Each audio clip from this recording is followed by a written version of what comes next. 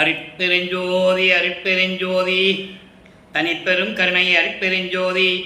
எல்லா உயிர்களும் இன்புற்று வாழ்க, வள்ளல் மலரடி வாழ்க வாழ்க, கொல்லா விரதம் குவளை எல்லாம் ஓங்குக, நல்லோர் நினைத்த நலம் பெறுக, நன்றி நினைத்த எல்லோரும் வாழ்க இசைந்து.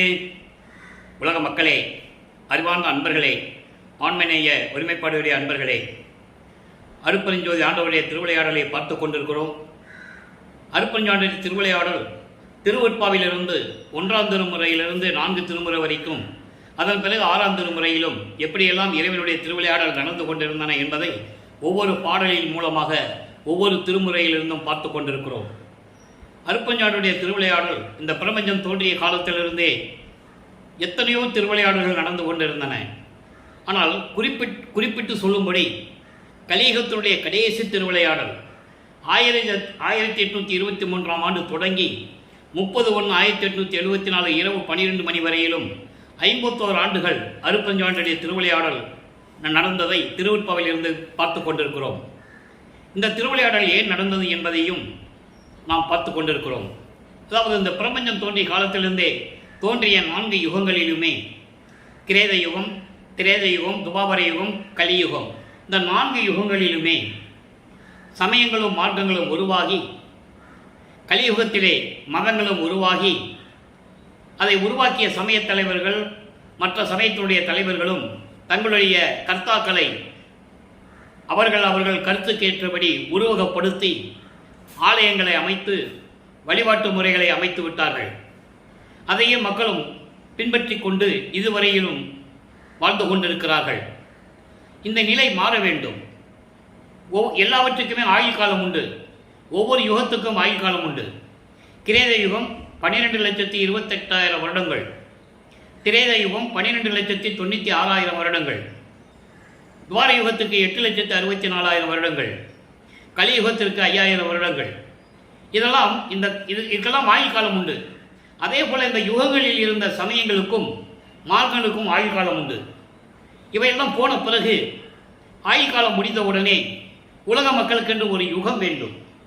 இப்போ நம்ம சதுரயுகத்தில் இருக்கிற ஒளி யுகம், அந்த மக்களுக்கு தேவையான ஒரு ஆன்மீக வழி வேண்டும், ஆன்மீக பாதை வேண்டும். அந்த ஆன்மீகம் சுத்த சன்மார்க்கமாக இருக்க வேண்டும், சமரசமாக இருக்க வேண்டும். இதற்கு முன்னால் தோன்றிய சமயங்களும் மார்க்கங்களையும் மதங்களையும் சாராத ஒரு மார்க்கமாக இருக்க வேண்டும். உலக மக்களெல்லாம் சமரசமாக வாழ வேண்டும். உயிர் இரக்கத்தோடும் ஜீவகாரிய ஒழுக்கத்தோடும் மக்கள் எல்லாம் வாழ வேண்டும் என்பதற்காகவே அருட்பெருஞ்சாண்டவர் சுத்த சன்மார்க்கத்தை நிறுவி அதை உருவாக்கி தன் மகன் கையில் ஒப்படைப்பதற்காக தனது செல்வ பிள்ளையை இந்த பூலோகத்திற்கு ஒரு தாயின் வழியாக வருவிக்க செய்தார். அந்த மகன் இந்த பூலோகத்திற்கு வருவிக்கூற்ற பிறகு 8 ஆண்டுகள் வரையிலும் எந்த விதமான இறைவனுடைய அருளை பெற முடியாமல் தவித்துக் கொண்டிருக்கிறார். 9ஆவது ஆண்டிலே இறைவன் வந்து தன் மகனை ஆட்கொண்டு விட்டு முன்பருவம் பின்பருவம் காட்டி அருள் செய்வேன் என்று சொல்லி மறைந்து விடுகிறார். அதன் பிறகு நமது பிள்ளை பெருமான் அவர்கள் அவருடைய மனநிலை என்ன, எப்படியெல்லாம் இருந்தார், இறைவனிடம் எப்படி முறையீடு செய்கிறார் என்பதை ஒவ்வொரு 8 ஆண்டுகளிலும், இந்த 51 ஆண்டுகள் 8 ஆண்டுகளாக பிரிக்கப்படுகிறது அருட்பெருஞ்சோதி ஆண்டவரால். அப்போ ஒவ்வொரு 8 ஆண்டுகளிலும் எப்படியெல்லாம் இறைவனை வணங்குகிறார், எப்படியெல்லாம் இறைவன் வந்து அருளை கொடுக்கிறார், திருவிளையாடல் எப்படியெல்லாம் நடந்து கொண்டு இருக்கிறது என்பதை தான் நாம் பார்த்து கொண்டிருக்கிறோம். நமது பிள்ளை பெருமானவர்கள் வருவிக்க உற்று 8 ஆண்டுகள் வரையிலும் எந்த விதமான அருளை பெற முடியவில்லை. 9ஆவது ஆண்டில் இறைவன் ஆட்கொண்ட பிறகு திருவருள் முறையீடு உதயமாகிறது. 1ஆம் திருமுறை திருவருள் முறையீடு மொத்தம் 232 பாடல்களை கொண்டது. இன்று நாம் பார்க்க வேண்டிய பாடல் 128வது பாடல். ஒவ்வொரு பாடலிலும் ஏற்கனவே இந்த பிரபஞ்சத்தில் கூறிய சைவ சமயத்தினுடைய தலைவர் சிவபெருமானை தியாகராஜ பெருமான் என்றும் நடராஜன் என்றும் சொக்கநாதன் என்றும் ஒவ்வொரு இடத்திலும் நடந்த திருவிளையாடல்களையும் பற்றி இந்த பாடலிலே கூறிவிட்டு தனக்கையும் அருள வேண்டும், தன்னை ஆட்கொள்ள வேண்டும் என்று முறையீடு செய்கிறார். இறைவன் தன்னை ஆட்கொண்ட பிறகு பிள்ளை பெருமானவர்கள் ஞானம் கிடைக்கிறது. மெஞ்ஞானம் வந்து சுத்த சன்மார்க்கத்தை பெற்ற பிறகுதான் கிடைக்கும். இந்த ஞானத்தின் அடிப்படையில் எப்படியெல்லாம் பாடல்களை இயற்றுகிறார், எப்படி பாடல்களிலே உலக மக்களுக்கு தெரிவிக்கிறார் என்பதை தான் பார்த்து கொண்டிருக்கிறோம். பாடலை கவனியுங்கள். 128வது பாடல் 1ஆம் திருமுறை பதிகம் 6 திருவருள் முறையீடு. மாப்பிட்டு மாப்பிட்டு மாப்பிட்டு நேர்ந்து உண்டு வந்தியை வாழ்வித்த வள்ளல் உன் வெண் காப்பிட்டு மேல் பல பாப்பிட்ட மேனியை கண்டு தொலை கூப்பிட்டு நான் நிற்க வந்தில்லை நாதனை கூட இல்லால் கூப்பிட்ட காலத்தில் கூப்பிட்ட போதினும் போவது உண்டே. இது பாடல். இந்த பாடலில் இருக்கின்ற விளக்கம் பாருங்க. அதாவது மதுரையிலே அதிவர்த்தன பாண்டியன் மதுரையை ஆண்ட காலத்தில் அங்கே வந்தி என்ற ஒரு மூதாட்டி மதுரையிலே இருந்து கொண்டிருக்கிறார்கள். அந்த மூதாட்டி சிவனடியார், சிவன் மேலே அளவில்லாத பக்தி கொண்டவர். அவர் பிட்டு செய்து விற்று அதனால் வாழ்க்கையை நடத்தி கொண்டிருக்கிறார். அப்போ அங்கே வையக்கரையை ஆற்றிலே வெள்ளம் வர வைத்து கரையை உடைக்க செய்து அந்த கரையில் வேலை செய்வதற்காக வீட்டுக்கு ஒரு ஆள் வேண்டும் என்று மன்னர் கட்டளையிட வந்திக்கு வாரிசில்லை, மகன் இல்லை. வந்திக்கு மகனாக செல்லுகிறார் சிவபெருமான். அது ஒரு திருவிளையாடல் அங்கு நடக்கிறது. அதே காலத்தில் தான் வாதவூரான் காலத்தில் நடந்து வாதவூரான் அந்த காலத்தில் வாழ்ந்து கொண்டிருக்கிறார். வாதவூரான் பிற்காலத்தில் மாணிக்கவாசகர் என்று அழைக்கப்பட்டார். இந்த இரண்டு திருவிளையாடல்கள் நடப்பதற்காகத்தான் அந்த வந்தியை, அதாவது வந்தி மூதாட்டிக்கு அருளை கொடுக்க வேண்டும், முத்தி கொடுக்க வேண்டும் என்பதற்காகத்தான் இந்த திருவிளையாடல் இங்கே நடக்கிறது. இதை திருவடி புகழ்ச்சியிலே வல்லற்பெருமான் தெளிவாக கூறியிருப்பார். இரு வைகையின் கரையின் மண்பட பல்கால் எழுந்து விளையாடும் பதம். இது திருவடி புகழ்ச்சியிலே உண்டு. அதை குறிப்பிட்டு இந்த பாடலிலே நமக்கு அருளி இருக்கிறார்கள். நல்லா கவனிங்க. இப்போ வந்திக்கு முத்தி கொடுக்கணும். அந்த மாப்பிட்டு, அதாவது மாப்பிட்டுன்றது மாவால் செய்யப்பட்ட அந்த பிட்டை உன்று வந்திக்கு காட்சி கொடுத்து அருளை பெற்று முத்தி கொடுக்கிறார் என்பதுதான் இந்த பாடலிலே சொல்லுகிறார்.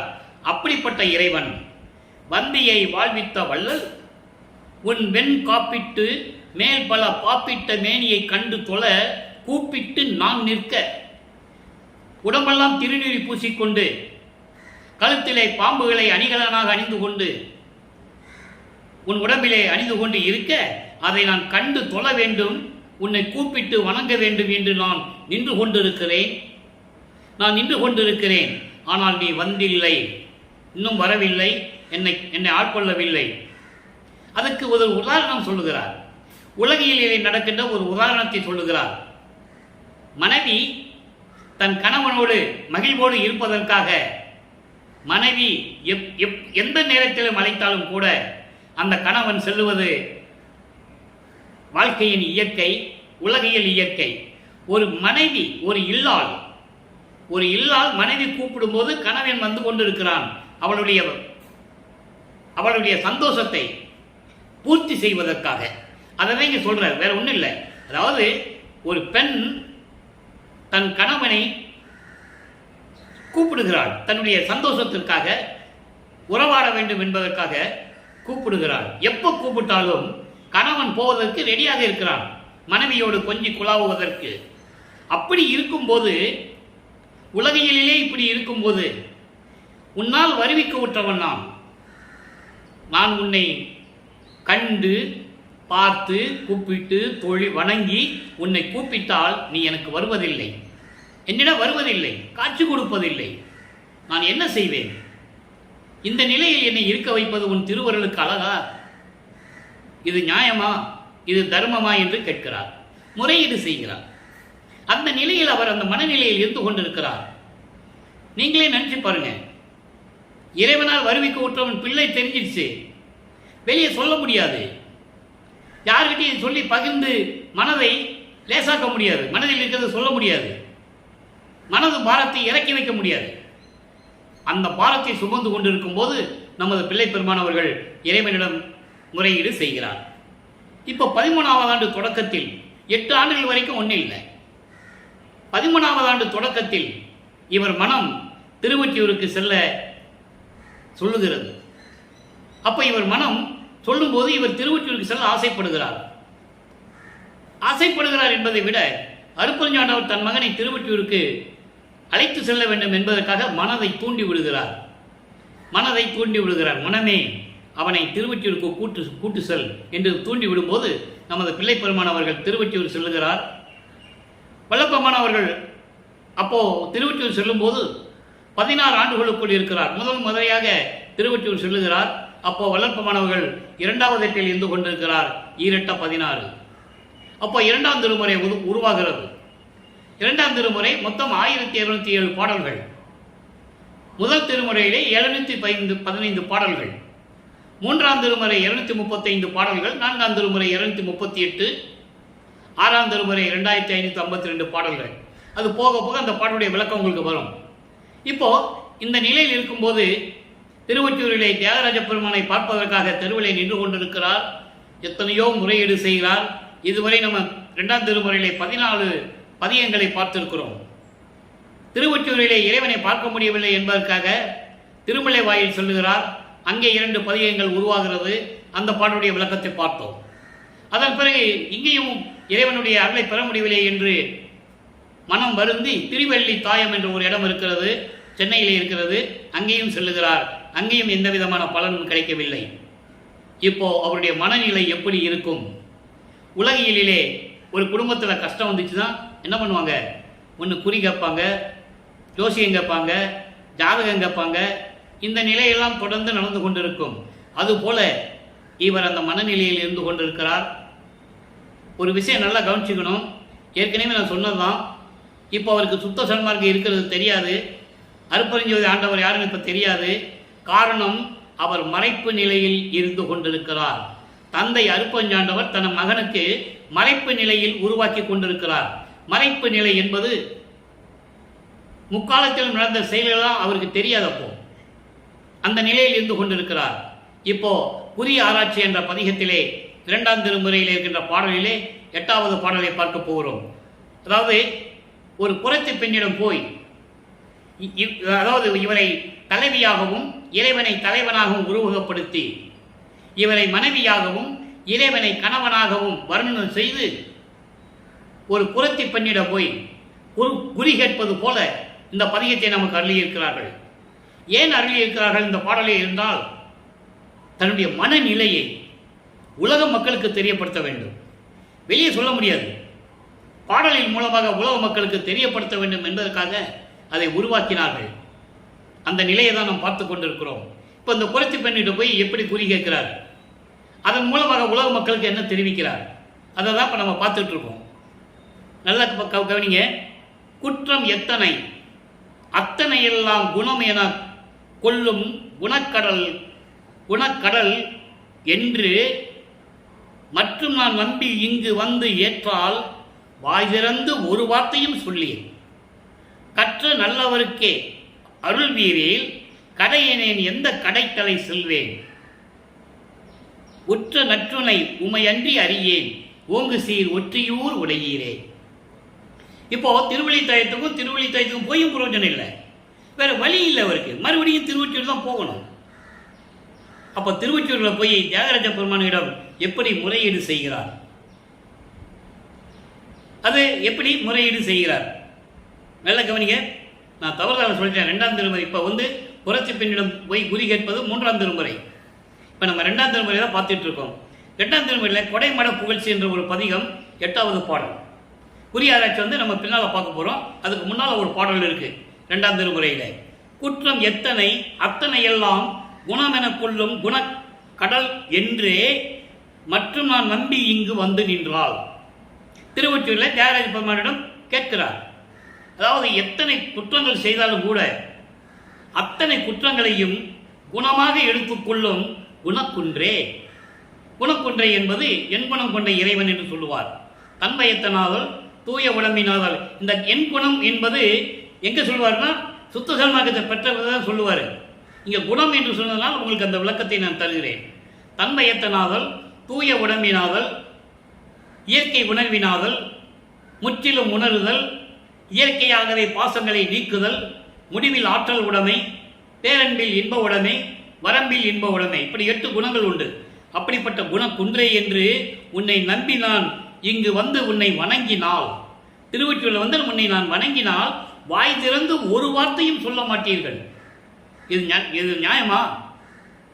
ஏன் வந்த, எதுக்கு வந்த, நீ யாருன்னு கூட நீ கேட்க மாட்டேன்ற அப்படி என்ற மனநிலையில் இருந்து கொண்டு இறைவனிடம் வேண்டுகிறார். கற்ற நல்தவருக்கே நல்ல கற்றவர்களுக்கும் தவம் செய்வர்களுக்கும் மட்டும் நீ அருள்வேன் என்று சொன்னால், இந்த கடையை, இந்த எளியவன், நான் எந்த கோயிலில் போய் நிற்பேன்? நான் யாருக்கு துணை என்று சொல்லுவேன்? எனக்கு உற்ற துணை நீதானே, மற்றவர் யாரும் இல்லையே. திருவொற்றியூரில் இருக்கின்ற இறைவனே, விரைவில் வந்து தியாகராஜ பெருமானை எனக்கு அருள்வாயாக என்று சொல்லுகிறார். உற்ற துணை உன்னை தவிர வேறு இல்லை என்று சொல்லுவார். இதே நிலையை போக போக ஒரு பாடலிலே பார்ப்போம். அதாவது இறைவனால் வருவிக்கப்பட்ட நிலை தெரிந்த பிறகு, நீதான் துணை என்று நான் நினைத்துக் கொண்டிருக்கிறேன். மற்ற தெய்வங்களையோ தேவர்களையோ போய் நான் போற்றி புகழ்ந்து பாடுவதில்லை. என்றே மெய்கண்ட நான் மற்ற பொய் கண்ட தெய்வங்களை மேவுவேனோ அப்படிலாம் சொல்லுவார். மறந்தும் என்ற நாவால் உரைக்க மாட்டேன் சிறு தெய்வ நாமங்களை சொல்லுவார். அந்த பாடலுடைய விளக்கங்களை எல்லாம் அந்த பாடலெல்லாம் பின்னால் பார்க்க போறோம். இங்க ஏன் சொல்றேன்னா, உற்ற துணை, உற்ற துணை உன்னையன்றி உமையன்றி அறியேன். அந்த வரிக்காக இந்த விளக்கம் சொல்ல வேண்டியிருக்கிறது. உன்னைதான் நான் உற்ற துணை, நீதான் துணை என்று நினைத்துக் கொண்டிருக்கிறேன். திருவொற்றியூரில் இருக்கின்ற இறைவனே, விரைவில் வந்து எனக்கு அருள்வாயாக என்று சொல்லுகிறார். இப்போ இந்த நிலை 16 ஆண்டுகள் வரைக்கும் தொடர்கிறது. இப்போ மூன்றாவது எட்டில் இருந்து கொண்டிருக்கிறார். 24. இந்த 17வது ஆண்டிலிருந்து 24 ஆண்டுகளுக்குள் என்ன நடந்தது, அந்த 8 ஆண்டுகளில் என்ன நடந்ததுன்னா அதை தான் நம்ம பார்த்துட்டு இருக்கோம். அதை தான் இப்போ சொல்றேன். பதிகம் 11 குறி ஆராய்ச்சி 3வது திருமுறை 7வது பாடல். அதாவது உலகியலில் ஏற்கனவே சொன்னது போல, உலகியலில் இருக்கின்றவர்கள் மக்கள் வந்து தங்களுக்குன்னு ஒரு கஷ்டம் வந்துச்சுன்னா, துன்பம் வந்துச்சுன்னா, என்ன இவ்வளவு சோதனைகள் இருக்கேன்னு சொல்லி குறி பார்க்க செல்லுவாங்க, ஜாதகம் பார்க்க செல்லுவாங்க. இப்படியெல்லாம் நிலைகள் நடந்து கொண்டிருக்கும். அதுபோல வளர்ப்பமானர்கள் அவருடைய மனநிலையை, எப்படி அவர் மனம் அலைபாய்கிறது, அந்த மனநிலையை தெரியப்படுத்துவதற்காக, உலக மக்களுக்கு தெரியப்படுத்துவதற்காக ஒரு புறத்தி பெண்ணிடம் போய் குறி கேட்பது போல இந்த பாடலை நமக்கு அருளி இருக்கிறார்கள். பாடலை நல்ல கவனிய. நிறுத்தம் பயின்றார், புறத்தி பெண்ணிடம் போய் சொல்றார். நிறுத்தம் பயின்றார் நித்தியனார் நேச மனத்தார் நீலகண்டர் ஒருத்தர் திருவாள் ஒற்றியிலனார் உமரறியா என் கணவர். நான் சொன்னேன் இல்லையா, தன்னை மனைவியாகவும் இறைவனை கணவனாகவும் வர்ணனை செய்து அந்த கணவன் மீது எவ்வளவு காதல் கொண்டுள்ளார். அந்த காதல் கொண்ட பிறகு கணவன் வந்து தன்னை எந்த விதத்திலும் சந்தோஷப்படுத்தவில்லை என்ற நிலையில் இருந்து கொண்டு இந்த பாடலை அருளியிருக்கிறார்கள்.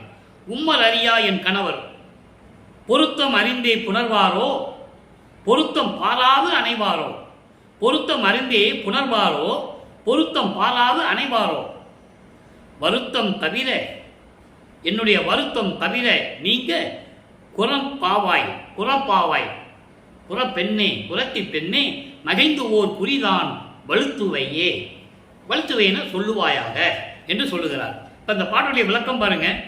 நிறுத்தம் பயின்றார். நிறுத்தம் என்பது அருள் நடனம் செய்வது.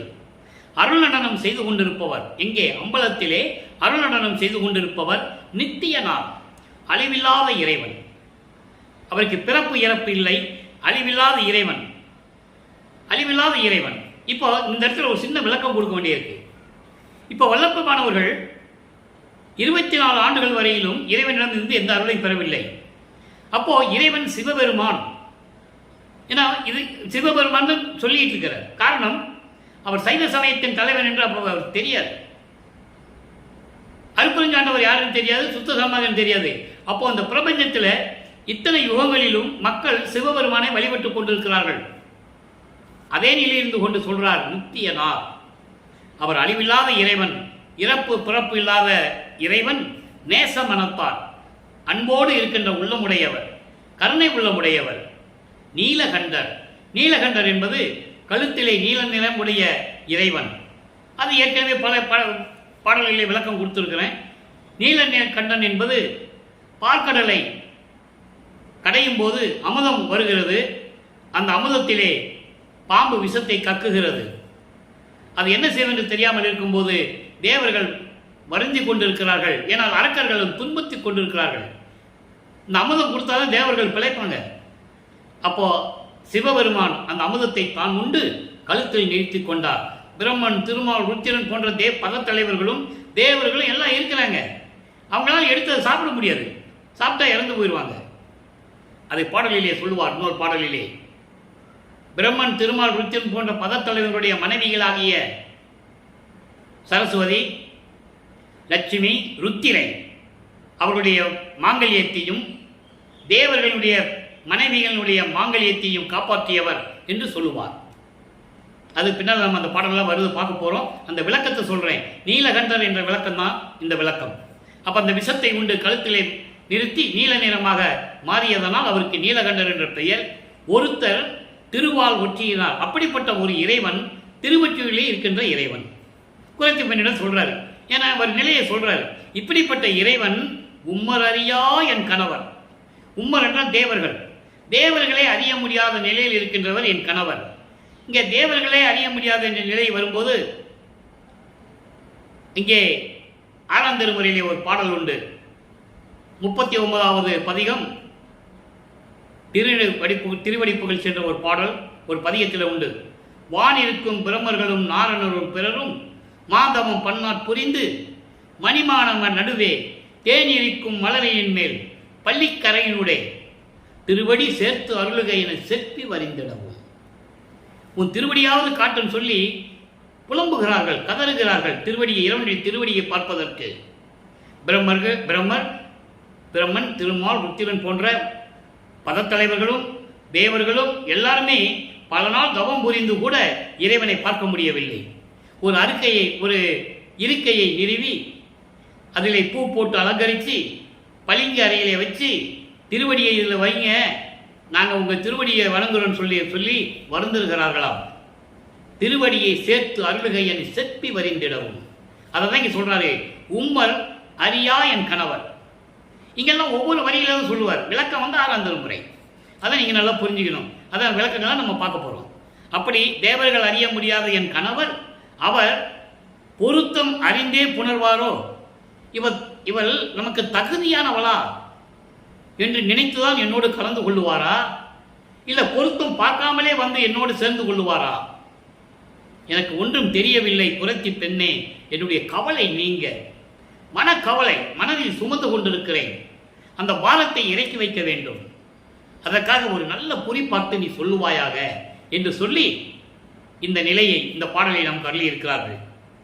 இதனால் உலக மக்களுக்கு அவர் தெரிவிப்பத ஒரு மைய கருத்து, உலக மக்களே, நான் இறைவனால் வருவிக்க உற்று 24 ஆண்டுகள் வரையிலும் பல துன்பங்களையும் துயரங்களையும் அனுபவித்து விட்டேன். இறைவனை இன்னும் பார்க்க முடியவில்லை. இறைவன் வந்து எனக்கு எந்த அருளையும் கொடுக்கவில்லை. அவர் இவன் தகுதியானவனா என்று நினைக்கிறாரா, இல்லை எதுவும் பார்க்காமல் என்னிடம் வந்து சேர்ந்து கொள்ளுவாரா, எனக்கு அருளை கொடுப்பாரா என்று தெரியவில்லை. உலக மக்களே, நான் இதுவரையிலும் இந்த நிலையில் இருந்து கொண்டிருக்கிறேன் என்று சொல்லி இந்த பாடலை நமக்கு அருளியிருக்கிறார்கள்.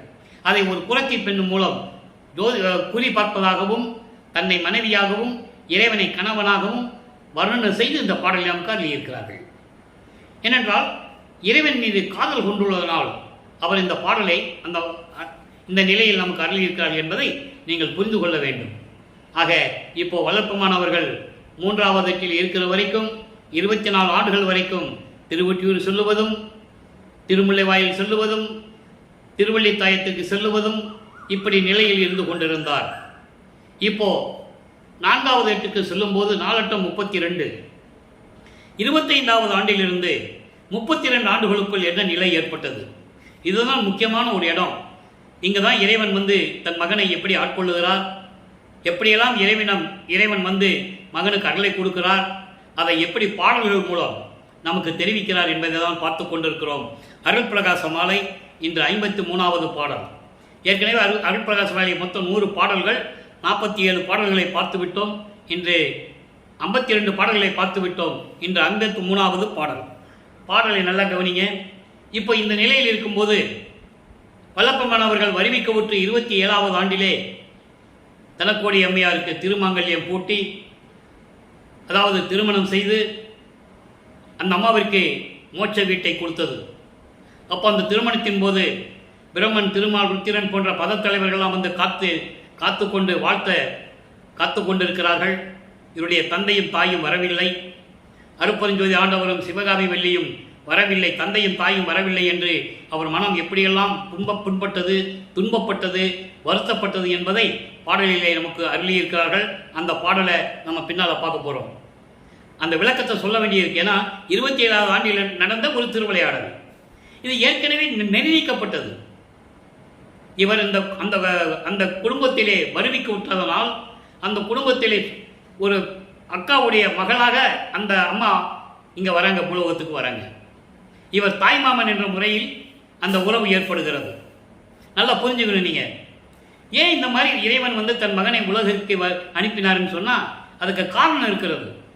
ஆன்ற சன்மார்க்கம் அணிபெற என்னைத்தான் ஈன்று அமுதளித்த இனிய நற்றாயே என்று சொல்லுவார்.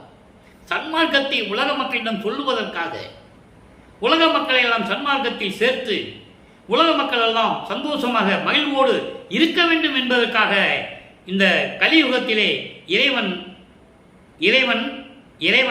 இறைவனாக வருவிக்க விட்டேன், அருளை பெற்றேன் என்று சொல்லுவார். அகத்தை கருத்து புறத்தை வெளுத்திருந்த உலக அனைவரையும் சகத்தை திருத்தி என்பது அவருடைய மனநிலையை போக்கி, ஏனென்றால் யுகங்களாக பல ஆண்டுகளாக சமயங்களிலும் மதங்களிலும் மக்கள் ஈடுபட்டு கொண்டு துன்பப்பட்டு கொண்டிருக்கிறார்கள். வேறுபாடுகள், முரண்பாடுகள், சண்டைகள், சச்சரவுகள் இப்படி நிறைய நடந்து கொண்டிருக்கிறது. ஆனால் உலக மக்கள் நிம்மதியாக வாழ வேண்டும் என்பதற்காக எல்லாவற்றையும் திருத்தி சன்மார்க்கத்தில் அடைவித்திட, சன்மார்க்கத்தில் சேர்த்து அவரும் இகத்தே பரத்தை எல்லாம் பெற்று இந்த பூலகத்திலே எல்லா செல்வங்களையும் பெற்று மகிழ்ந்திடுவதற்கென்றே என்னை உகத்தே என்றால் இந்த யுகம் கலியுகத்தினுடைய கடைசி கட்டம். கலியுகம் 1900 ஆண்டுகளில் முடிந்து விட்டது. தெளிவாக சொல்லுவார். 1873 ஆண்டிலே கூறுகிறார் நமது பிள்ளை பெருமான் அவர்கள், கலியுகம் முடிவதற்கு இன்னும் 27 ஆண்டுகள் இருக்கிறது என்று. ஆக 1900 ஆண்டில் கலியுகம் முடிவடைகிறது. அதோடு மட்டுமல்ல, சுத்த சன்மார்க்க காலம் தொடங்குவதற்கு இன்னும் 12 மாதங்கள் இருக்கிறது என்று கூறுவார். அதில் சூட்சமமான விளக்கம் இருக்கிறது. யாருக்கும் புரியல, கூட இருந்தவங்களுக்கு புரியல, அவங்களை சுற்றி இருந்தவங்களுக்கு புரியல, அவர் சொல்லும்போது யாருக்குமே புரியல. அதான் 12 மாதம். அதுதான் 30/1/1874 இறைவனுடைய திருவிளையாடல் முடிகின்ற நேரம். இவர் இறைவனாக போகிறது. சுத்த சன்மார்க்க காலம் தொடங்குவதற்கு 12 மாதங்கள் இருக்கிறது என்று சொல்லுவார். அதை நீங்கள் புரிஞ்சுக்கணும். அப்போ அந்த நிலையில் இருக்கும்போது அந்த 4ஆம் திருமுறை உருவாகிறது. தனக்கோடி அம்மையாருக்கு மோட்ச வீட்டை காட்டுகிறார். அதன் பிறகு இவர் மனம் உறுதிப்படுகிறது. இனிமே திருவொற்றிற்கு போகக்கூடாது, திருமுல்ல வயலுக்கு போகக்கூடாது, திருவள்ளுவத்தாயத்துக்கு போகக்கூடாது. ஏன் போகணும்?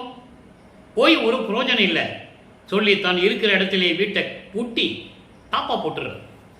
இறைவன் வந்தால் தாப்பா திறந்து வரட்டும், என்ன ஆனாலும் சரி கதவை திறக்கக்கூடாதுன்னு சொல்லி முடிவாக வந்துட்டார். அப்போது அருப்பஞ்சாண்டவர் பார்த்துட்டாரு.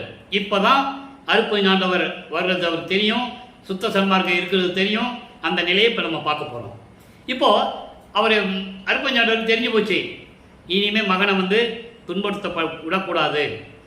ரொம்ப கஷ்டப்பட்டு மன வருத்தப்பட்டு ரொம்ப கடும் கோபத்தில் இருக்கிறான். நம்ம நேராக போய் நின்னா கூட கோபம் அவன் சாந்தடைய மாட்டான்னு சொல்லி, அவன் மனம் சாந்தம் அடையாது என்று சொல்லி தெருவிலே நடந்து போகிற மாதிரி போக்கு காட்டி அதை எப்படி வர்றாருங்கிறது தான் இப்போ நம்ம பார்க்க போகிறோம். நல்லா கவனிங்க. அறிவுடையார் உள் அகப்போது அலறுகின்ற என்பது மலர்கிறது. தாமரை அலர்ந்தது என்று சொல்லுவார். தாமரை மலர்ந்தது என்று பொருள். அலறுகின்ற தருணத்து அருள் மனத்தேகனாகி உற்ற அடியினைகள் வருந்த. எப்படிப்பட்ட திருவடிகளாம் அது சொல்ற.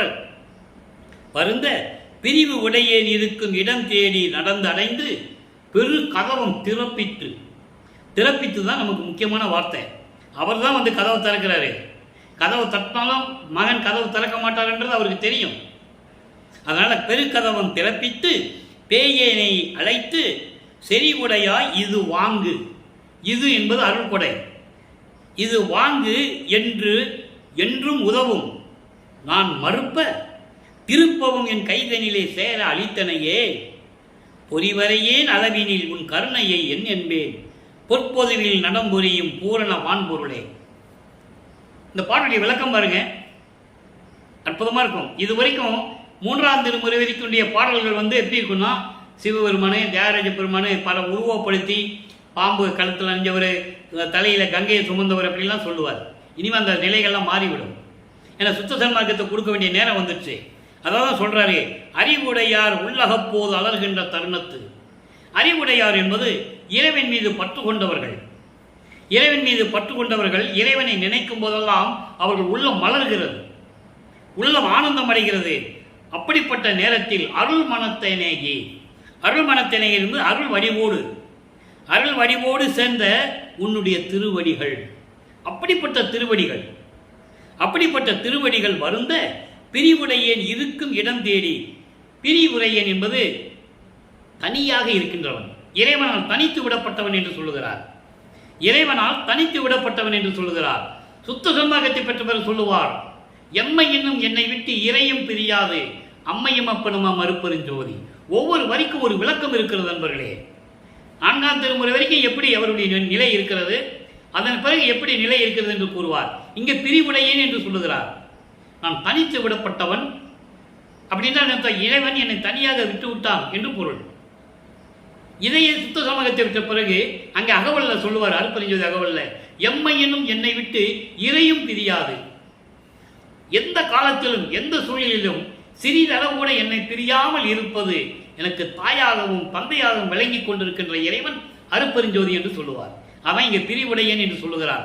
தனித்து விடப்பட்டவன், இறைவனால் நான் தனித்து விடப்பட்டவன்.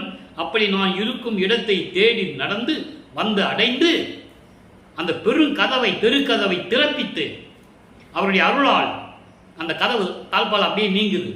உன்னை கதவு திறக்குது.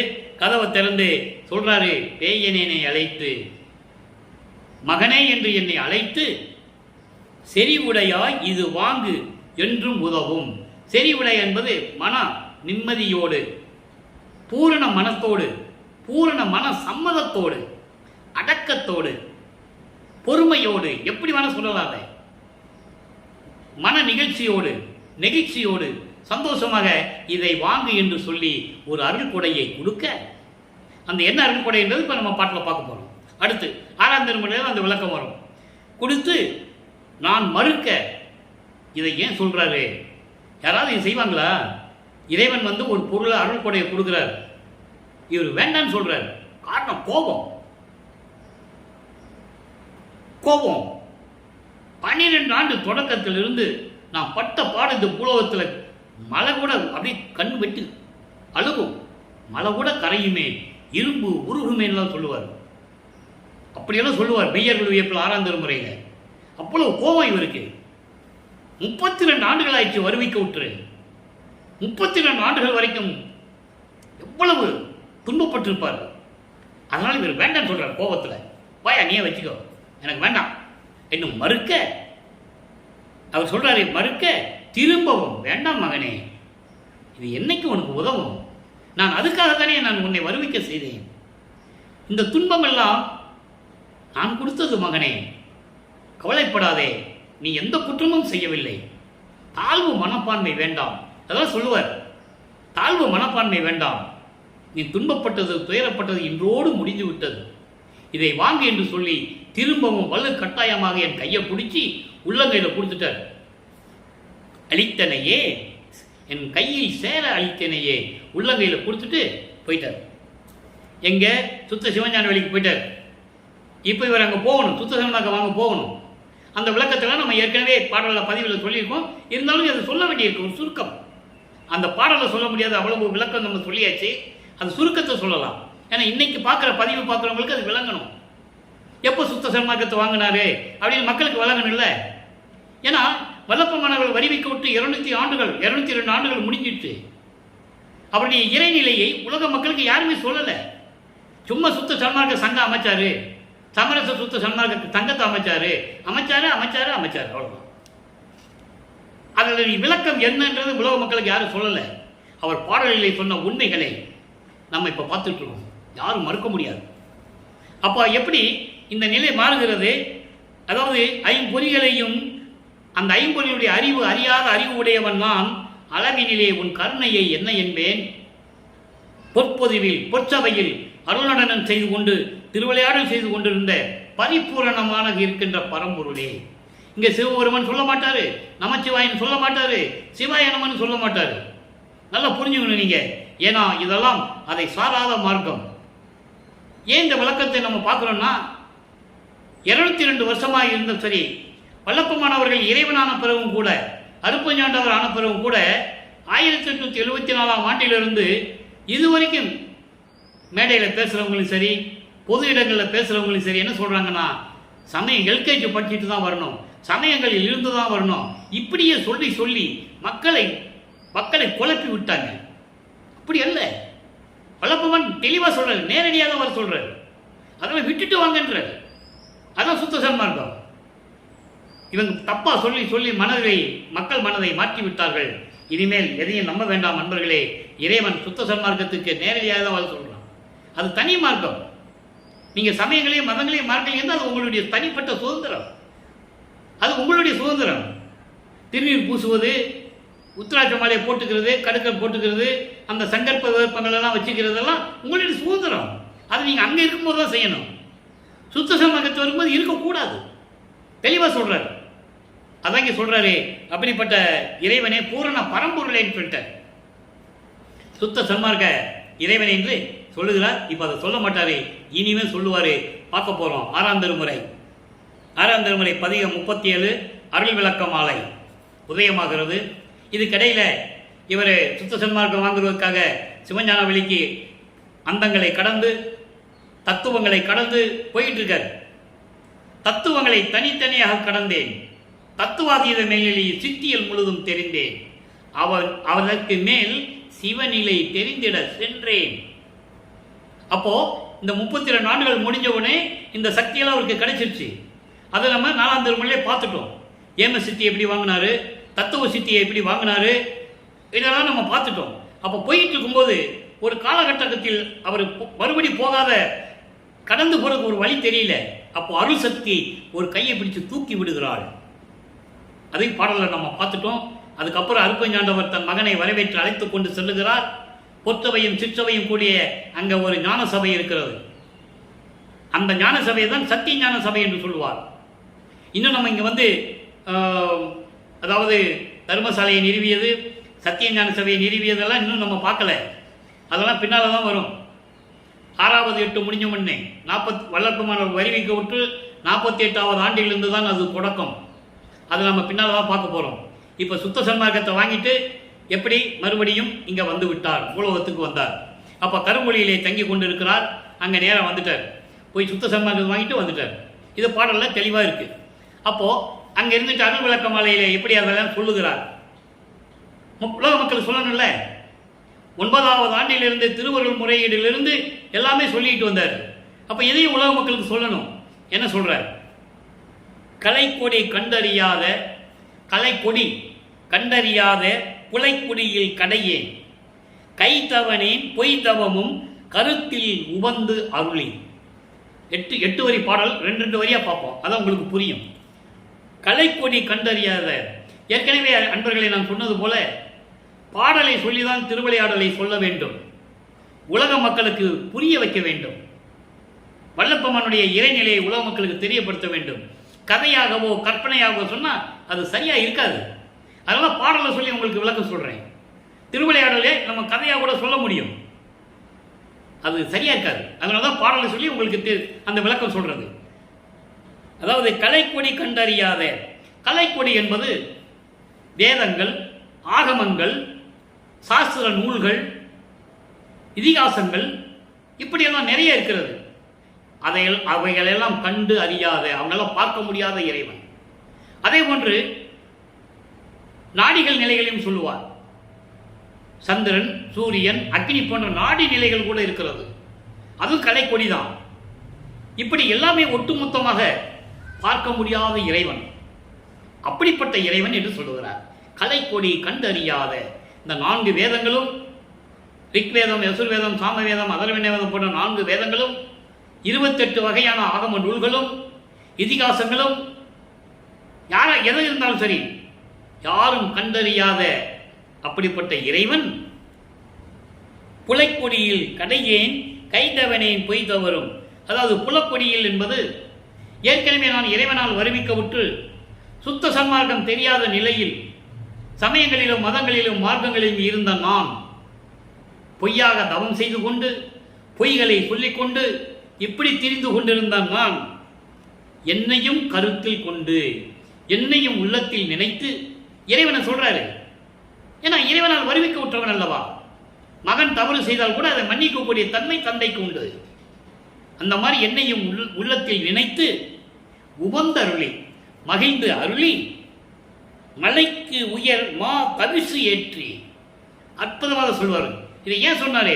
உலக மக்களுக்கு தெரியப்படுத்தணும். அங்க போனதை சொல்றாரு. சுத்த சன்மார்க்கம் அங்க போனார்ல, அதை இங்க சொல்றாரு. மலைக்கு நிகர், அவ்வளவு ஒப்பற்ற நிலையில் இருக்கின்ற, மலைக்கு நிகர்னா மலை உயரம்னு கிடையாது, ஒப்பற்ற நிலையில் இருக்கின்ற மா தபசு ஏற்றி.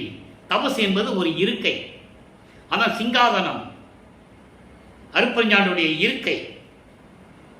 அதிலே என்னை உட்கார வைத்து அந்த நிலைக்கு என்னை ஏற்றி மணிமுடியும் சூட்டி. நல்லா கவனிக்கணும், இளவரசர் பட்டம். உலகையில் என்ன நடந்தது? மன்னர்கள் தன் மகனுக்கோ மகளுக்கோ இளவரசன் பட்டத்தை சூட்டுவார்கள். அதுபோன்று தன் மகனாகிய இறைவனுடைய மகனாகிய எனக்கு மணிமுடியும் சூட்டி. மணிமுடி சூட்டி என்பது பிரபஞ்சத்திற்கு பிரகடனப்படுத்தி, இவன் என் மகன், வருங்காலத்தில் 5 தொழில்களையும் செய்து கொண்டு இந்த பிரபஞ்சத்தை இயக்கக்கூடிய இறைநிலையில் இருக்கின்ற மகன் என்று எனக்கு மணிமுடி சூட்டி. எவ்வளவு அற்புதமா சொல்றான்னு கவனிக்கணும். மணிமுடி சூட்டி பின்னால சொல்லிட்டார் பாருங்க, மகனே நீ வாழ்க. தன் மகனுக்கு மணிமுடி சூட்டுகிறார், இளவரசன் பட்டத்தை கொடுக்கிறார். அருப்பஞ்சாண்டவர் ஓய்வெடுக்க போகிறார், மகனுக்கு அந்த அருளை கொடுத்து பிரபஞ்சத்தை இயக்கப் போகிறார். அதனால்தான் அந்த கடைசி 3 ஆண்டுகள் இருக்குல்ல, மகனோடு 2.5 கலந்து கொண்டது, தந்தை மகனோடு 2.5 கலந்து கொண்டது. உள்ள இருந்து கட்டளையிடுவார், மகன் இயக்குவார். அதான் இப்ப நடந்துகிட்டு இருக்கே. அந்த திருவிளையாடலை நம்ம பின்னால பார்க்க போறோம். இப்போ மகனே நீ வாழ்க என்று சொல்லி வாழ்த்திய என் குருவே. சுத்த சன்மார்க்கத்தில் யாருக்கும் குரு கிடையாது, இறைவன் தான் குரு. சமயங்களிலும் மார்க்கங்களிலும் மதங்களிலும் குரு கிட்ட போய் ஞானஸ்தானம் எடுக்கணும், அது எந்த மதமாக இருந்தாலும் சரி. ஆனால் சுத்த சன்மார்க்கத்தில் அது இல்லை, இடைத்தரகர்களே இல்லை, நேரடியாக இறைவன் தான் குரு. அதான் இங்க சொல்றாரு, என் குருவே புலை கொடியார் ஒரு சிறிதும் புலப்பட கண்டறியா பொன்னே நான் உண்ணுகின்ற புத்தமுத திரளே. எப்படி சொல்றாரு பாருங்க. அதாவது புலைக்கொடியார் யாரு? உயிர்களை கொலை செய்கின்றவர்கள், உயிர் கொலை செய்து தொழிலை செய்து கொண்டிருந்தவர்கள். அது இங்கே மண்ணுலகிலையும் சரி விண்ணுலகத்திலையும் சொல்றார். பிரம்மனையும் திருமாலையும் சொல்லுவார், உயிர்களை கொலை செய்த கொலை குற்றவாளிகள் என்று சொல்லுவார், பாடல்களிலே உண்டு. வருணமா கொலை பாதகன் யாரு? மறையவன் என்று சொல்லுவார். விதவிதமா கொலை செஞ்சிருக்காங்க. அதே மாதிரி திருமாலையும் சொல்லுவாரு, நெடியதோர் கடவுள் சமூகத்தோட்டம் நெடிய பிள்ளைகள் 1000 பொறுத்து மாயை ஒடிய நேர் நின்ற கருணை வள்ளல் என்று உன்னை வணங்குவது வேதங்கள் தானே என்று சொல்லுவார். நிறைய இடங்களில் உண்டு, மக்களுக்கு யாரும் சொல்லல, அதான் தெரியல. அதனாலதான் உங்களுடைய பதவிகள்லாம் பறிச்சது, அவங்க பதவிகளெல்லாம் புடுங்கினது. அதனாலதான் இத்தனை வருஷங்கள் இத்தனை ஆண்டுகள் ஆண்டது போதும்னு சொல்லி.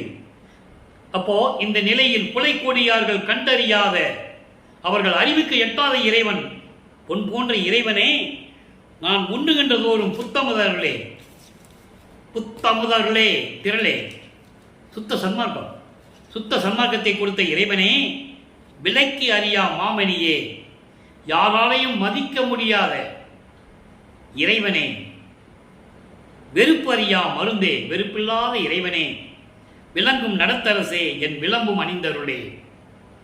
திருவிளையாடல் செய்து கொண்டு என்னை செயலாக்குகின்ற இறைவனே, நான் சொல்லுவதை கேட்டு அதெல்லாம் ஏற்றுக்கொண்டு விண்ணப்பங்கள் இருந்தாலும் சரி, முறையீடுகள் இருந்தாலும் சரி, பாடல்கள் இருந்தாலும் சரி, எல்லாவற்றையும் ஏற்றுக்கொண்டு எனக்கு அருள வேண்டும் என்று சொல்லுகிறார். இப்போ மகன் சொல்லியாச்சு, இறைவன் பெற்ற அருளை சொல்லணும், அந்த உண்மைகளை உலக மக்களுக்கு சொல்லணும்.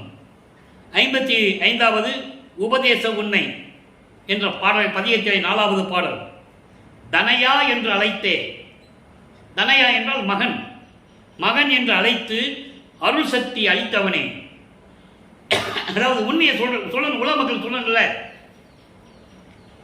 அருள் சக்தி அளித்தவனே, அன்னையா, அன்னையானா தாயாகவும் அம்மையாகவும் அப்பனுமாய் எனக்கு ஆரியன் ஆனவனே. இங்க ஆரியன் என்பது கடவுள், அருப்பெருஞ்சோதி கடவுள் ஆனவனே, இணையாது என்னையும் மேல்நிலை ஏற்றுவித்து கடவுள் நிலையாகிய, கடவுள் நிலை அறிந்து அம்மையமாகக்கூடிய நிலை 16வது நிலை, சரியை கிரியை யோகம் என்ற 12 நிலைகளை கடந்து ஞான சரியை, ஞான கிரியை, ஞான யோகம், ஞானத்தில் ஞானம் என்ற 16வது நிலையில் என்னை ஏற்றி வைத்து என்னை கடவுளாக, கடவுள் நிலையில் எல்லா அருளையும் எனக்கு கொடுத்து என்னை சிறப்பித்த இறைவனே, ஆண்டவனே, உன்னை நான் ஏத்துகின்றேன், உன்னை நான் வணங்குகின்றேன், எனக்கு உண்மை உரைத்தருளே. எல்லாம் கொடுத்த பிறகு ஏன் உண்மை உரைத்தருளேன்னு சொல்றார்? அதில் சூட்சமமான விளக்கங்கள் இருக்குது. அதெல்லாம் சொல்ல போனா மாசக்கணக்கில் நம்ம பேசிட்டு இருக்கணும். சுருக்கமாக சொல்றேன், உண்மை உரைத்தருளே. உண்மை உரைத்தருள் என்பது பிரபஞ்சத்தின் உண்மைகளை உண்மை வழி. சுத்த சமாகத்தை வாங்கியாச்சு, அருளை கொடுத்தாச்சு, எல்லாம் சரி. நீ என்னிடம் எதையும் மறைக்கக்கூடாது. அதான் அதனுடைய அர்த்தமே. எதையும் மறைக்கக்கூடாது. அதான் சொல்லுவாரு, நோவாமல் நோம்பு என்னை போல் நோற்றவரும், எஞ்ஞான்றும் சாகாவரம் என்னை போல் சார்ந்தவரும், தேவா நீ அருளை என்னை போல் பெற்றவரும், எவ்வுலகில் யார் உலர் சற்றே அறை என்று சொல்லுவார். சொல்லுன்னு சொல்லுவார். அந்த உண்மை, ஏதாவது மறைக்கப்பட்ட உண்மை. ஏற்கனவே என்னை மறைப்பு நிலை கொடுத்து 32 ஆண்டுகள் தவிக்க விட்டவன் தானே. இனிமே என்கிட்ட எதையும் மறைக்கக்கூடாது, உண்மையை உரைத்தருள் என்று சொல்லுகிறார். இப்போ 57வது நிலை அனுபவ நிலை. 57வது பதிகத்திலே அனுபவ நிலை. அனுபவ நிலையிலே 4வது பாடல். பாடலை நல்லா கவனிங்க. இறைவனுடைய அருளை பெற்ற பிறகு அவருடைய அனுபவத்தை உலக மக்களுக்கு சொல்லுகிறார். இதெல்லாம் திருவிளையாடல் நடந்து கொண்டிருக்கு. அந்த திருவிளையாடல் நடந்ததை உலக மக்களுக்கு சொல்றாரு. எத்தனை நான் குற்றம் செய்தும் பொறுத்தனை. அவர் என்ன குற்றம் செஞ்சாரு? சமயங்களிலும் மதங்களிலும் மார்க்கங்களில் இருந்தார், இருக்க வச்சார். அருப்பெருஞ்சோண்டவர் திருநீர் பூசிட்டு இருந்தாரு, உத்திராட்ச மாலையை போட்டுக்கிட்டு இருந்தாரு, கடுக்கம் போட்டுக்கிட்டு இருந்தாரு, ஊதுவத்தி கொளித்து கற்பூரம் எழுத்தி சிவசிவா நமச்சிவாயனு பாடிக்கிட்டு தான் இருந்தாரு. இல்லைன்னு யார் சொன்னது? அப்புறம் அதை வேணான்ட்டாரு சுத்த சன்மார்க்கத்துக்கு வந்த பிறகு. அதை நீங்க புரிஞ்சுக்கணும். அதையே புரிஞ்சுட்டு தொங்கிட்டு கூடாது. பேசுறவங்களுக்கு சரி, வல்லப்பமனை பற்றி சொல்றவங்களுக்கு சரி, அதை சொல்றதே இல்லை. அப்ப அவர் இருந்தாருப்பா, உண்மைதான். இப்ப அது இருக்கக்கூடாது, சுத்த சன்மார்க்கத்தில் அது தேவையில்லை அப்படின்லாம் மக்கள்கிட்ட சொல்லணும். அப்பதானே அவங்களுக்கு தெரியும். வல்லப்பமான ஏகப்பட்ட பாடல்களை சொல்லியிருக்காரு. அதை ஒத்தாரும் எழுந்தாரும் நேர்கண்டு உவக்க எங்க உத்தரஞான சமர மாலையில சொல்வார். அது அந்த நிலையை சொல்லணும் உலக மக்கள். அப்பதான் அவங்க தெரிஞ்சுக்குவாங்க. ஓஹோ, நம்ம வடலூருக்கு போனா மாமிசம் சாப்பிடக்கூடாது, எந்த உயிரையும் கொல்லக்கூடாது, ஜீவகணை ஒழுக்கத்தில் இருக்கணும், திருநீர் பூசக்கூடாது, உத்திராட்ச மாலையை போடக்கூடாது, இந்த சமயங்கள் சம்பத்தில் சொல்லப்பட்ட சங்கற்ப விருப்பங்கள் நமக்கு இருக்கக்கூடாதுன்னு சொல்றாரு அப்படின்னு மக்களுக்கு தெரியணும். இல்லை சொன்னாதானே தெரியும். யாரும் சொன்னது இல்லையே. அதனாலதான் வல்லப்பமன் சொன்னது. இந்த வள்ளலார் ஊழியர் பாடல் மூலமா உங்களுக்கு சொல்லிட்டு இருக்கேன். அப்போ அந்த நிலையில் இருக்கும்போது இணையாது என்னையும், இணையாது என்பது மகிழ்ந்து, அதாவது மனசுல எந்த சகோஜம் இல்லாம, எந்த விதமான ஒரு பிணக்கு இல்லாம, வேறுபாடு இல்லாம மகிழ்ந்து என்னையும் மேல்நிலைக்கு ஏற்றுவித்து என்னை ஆண்டவனே, உன்னை நான் வணங்குகின்றேன். ஏதாவது மறைச்சிருந்தா திருப்பி எனக்கு உண்மையை சொல்லிடு, உண்மையை உரைத்தருளே என்று சொல்லுகிறார். அடுத்து கைமாறின்மை 58வது பதிகம். அங்கேயும் 4வது பாடல். கைமாறின்மை என்பது நான் என்ன கைமாறு செய்ய போறேன்? நீ என் தந்தை, மகனுக்கு எல்லாம் செஞ்சுட்ட, நான் உனக்கு என்ன செய்ய போறேன்னு தெரியல என்ற நிலையை பாடலின் மூலமாக நமக்கு அறிவித்திருக்கிறார் வல்லப்பெருமான் அவர்கள். நல்லா கவனிங்க. மையரி நெடுங்கனார், மையரி நெடுங்கனார் தம் வாழ்க்கையில் மயங்கி, எப்படி சொல்றார் பாருங்க. நான் சமயங்களிலும் மதங்களிலும் மார்க்கங்களில் இருக்கும்போது அழகான கண்களுக்கு மையிட்ட பெண்களுடைய காதல் மயக்கத்தில் நான் இருந்த போது, ஏன்னா அது சொல்ல வேண்டிய அவசியம் அவருக்கு இல்லை. ஆனா உலக நடைமுறையில் இருக்கிறது சொல்லணும்ல. காமத்தை நீக்க வேண்டும். காமம் என்பது இல்லற வாழ்க்கைக்கு தேவையானது. அது வேற காமம். இந்த காமம் பெரு விருப்பு. அதில் சிக்கிடக்கூடாது. வாழ்க்கை பாழா போகும். அதனால தான் சொல்றாரு, அப்படிப்பட்ட நிலையில் நான் மயங்கி இருந்த போது இந்த பூலோகத்தில் இங்கேன்னு சொல்றாரு. பூலோகத்தில் அப்படியெல்லாம் நான் என்னை அறியாமல் நான் இருந்த போது மெய்யறிவுடையேன் செய்த புண்மைகள், பொய்யறிவுடையேன் செய்த புண்மைகள். மெய்யறிவு இல்லாம பொய்யறிவு, பொய்யறிவு என்பது சமயங்களிலும் மதங்களிலும் மார்க்கங்களில் ஈடுபட்டு நான் செய்த தவறுகள் இருக்கின்றதே, எல்லாவற்றையும் மன்னித்து ஆட்கொண்டாய், எல்லாவற்றையும் மன்னித்து ஆட்கொண்டாய். அடுத்து சொல்வாரு, ஐயறிவுடையார் போற்றும். ஐயறிவுடையார் என்பது இறைவனிடம் அருளை பெற்றவர்கள். அவர்களெல்லாம் போற்றும் அம்பலத்து அரசே, நீ சீர் மெய்யறிவு அறியே. உன்னுடைய புகழை சொல்வதற்கு எனக்கு அறிவு இல்லை, அந்த மெய்யறிவனுக்கு கிடையாதுன்னு சொல்ற. தன்னை தாழ்த்திக் கொள்ளுகிறார். எந்த விளைவு அறிந்து உரைப்பேன்? உன்னுடைய நிலையை, உன்னுடைய அருள் தன்மையை எந்த வகையில் இருந்து நான் சொல்ல முடியும்? எனக்கு ஒன்றுமே தெரியவில்லையே, நான் எப்படி உனக்கு கைமாறு செய்ய போகிறேன் என்று சொல்லுவார்.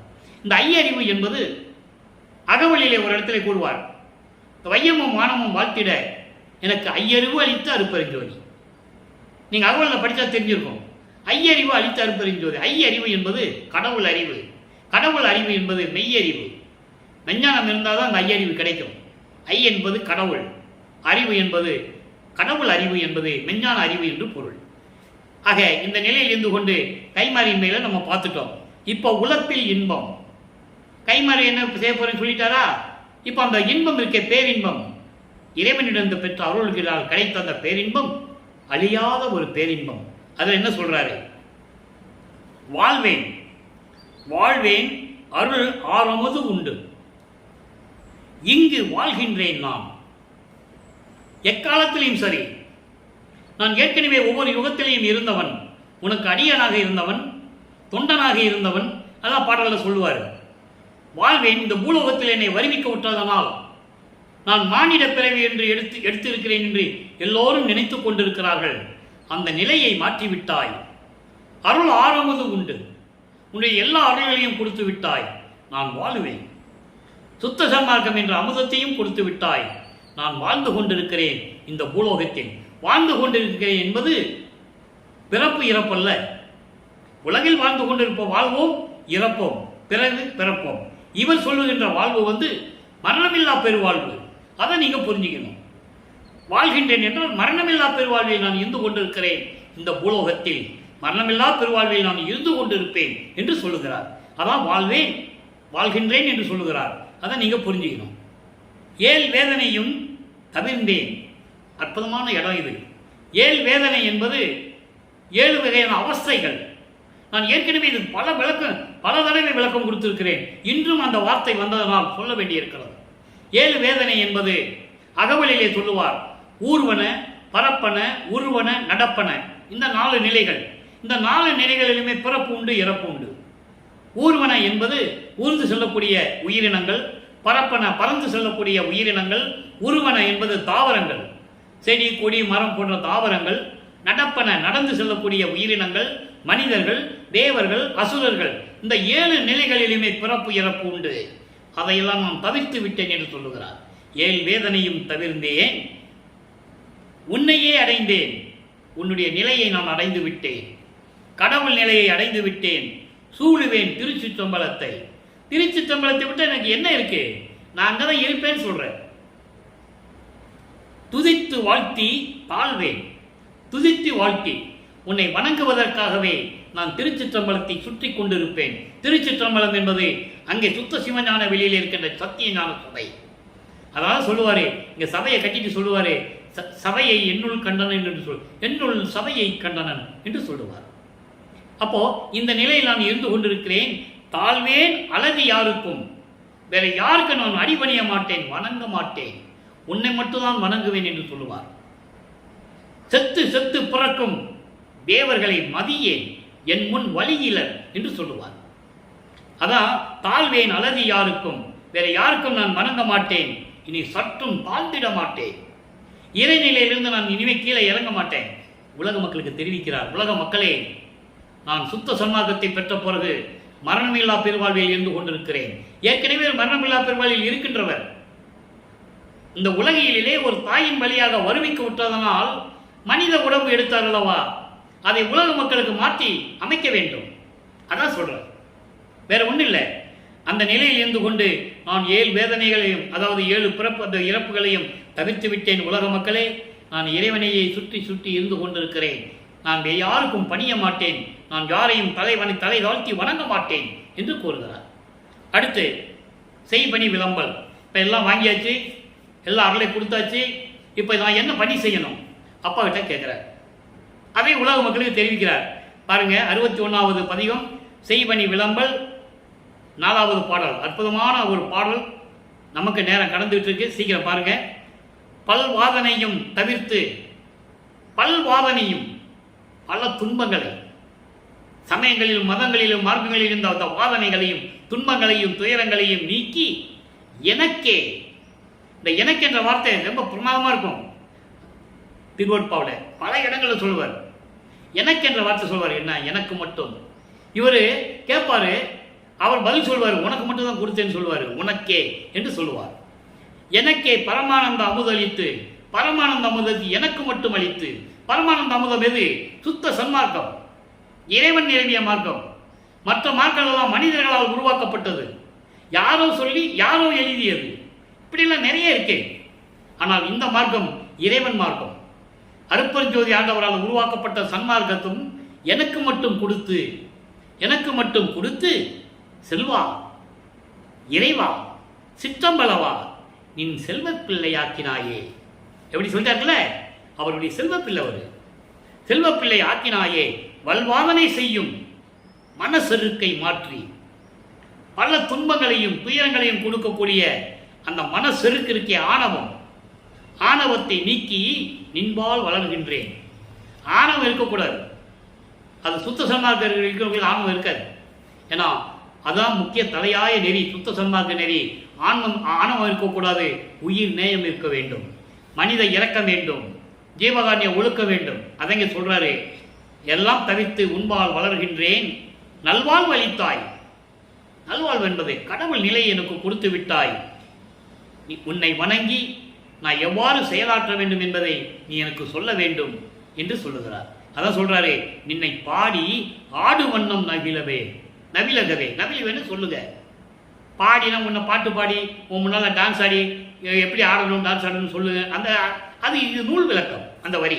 ஆனால் சுத்த சன்மார்க்க விளக்கம், உன்னை வணங்கி நான் தினமும் வணங்க வேண்டும். உன்னை வணங்கி நான் எப்படி இந்த பிரபஞ்சத்தை இயக்க வேண்டும், எப்படி செயலாற்ற வேண்டும் என்ற நிலையை நீதான் சொல்ல வேண்டும், சொல்லுவாயாக என்று சொல்லி இந்த பாடலில் நமக்கு அருளியிருக்கிறார்கள். இப்போ இவ்வளவு நடந்துச்சுல்ல, இவ்வளவு விஷயங்கள் நம்ம பேசிட்டோம் இறைவனுடைய திருவிளையாடல் பற்றி.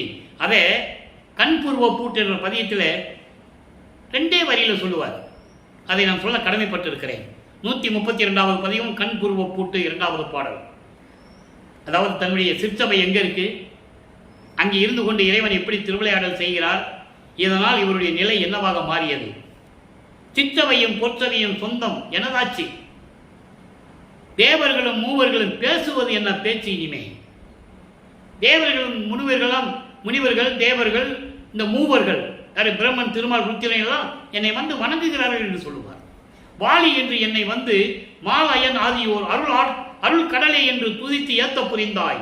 அற்புதம், நீடூழி வாலி என்று அன்றே எனக்கு சாகா வரமும் உபந்தளித்தாய். வாலி மன்றோங்க மறுப்பெருஞ்சோதி நின் மன்னருளே அப்படிலாம் சொல்லுவார். அதை இங்க ஒரு வரியில் சொல்றாரு, தேவர்களும் மூவர்களும் பேசுவது என்ன பேச்சு. ஏன்னா அவ்வளவு கிண்டல் பண்ணாங்க அவரை. எப்படி அவன் வாழ்ந்துருவான், எப்படி அரசு ஆண்டவரிடம் அருளை பெற்றுக் கொள்வார்கள் ஏளனமாக பேசினாங்க. இன்னைக்கு அவரை வணங்குகிறார்கள் என்று சொல்லுகிறார்.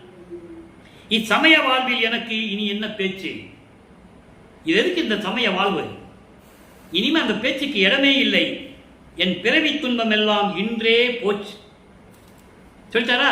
இதுதான் இதனுடைய அடக்கமே முடிஞ்சு போச்சு. திருவிளையாடல் இன்று நாம் பார்த்த பதிவினுடைய அடக்கம். இந்த நிலையில் இருந்து கொண்டு இறைவனை வணங்கி நீங்களும் சுத்த சன்மார்க்கத்தில் இருந்து கொண்டு இப்படிப்பட்ட இறைவனை வணங்க வேண்டும் அல்லவா. ஏற்றுக்கொண்டு சுத்த சன்மார்க்கத்தில் இருந்து கொலையும் புலையும் தவிர்த்து ஜீவகாரணிய ஒழுக்கத்தில் இருந்து கொண்டு உயிர் நேயத்தோடும் இரக்கத்தோடும் இறைவனை வணங்கி சுத்த சன்மார்க்கத்தில் இறங்கி இறைவனுடைய அருளை பெற்றுக்கொண்டு நீங்கள் வாழ்வாங்க வாழ வேண்டும் என்று வாழ்த்தி இந்த வள்ளலார் ஊழியன் இறைவனுடைய தயவோடையும் கருணையோடையும் விடைபெறுகிறேன். நன்றி, வணக்கம். மீண்டும் நாளை அருப்பெருஞ்சோதி திருவிளையாடலுடைய பதிவிலே சந்திப்போம். நன்றி, வணக்கம். அருட்பெருஞ்சோதி, அருட்பெருஞ்சோதி, தனிப்பெரும் கருணை அருட்பெருஞ்சோதி.